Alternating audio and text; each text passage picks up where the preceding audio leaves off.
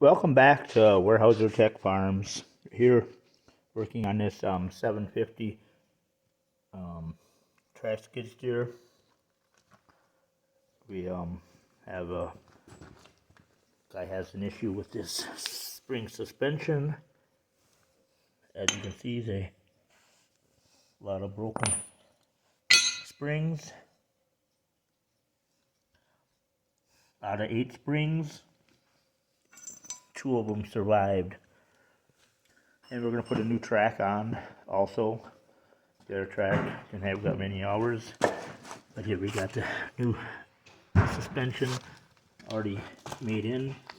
It'll be solid instead of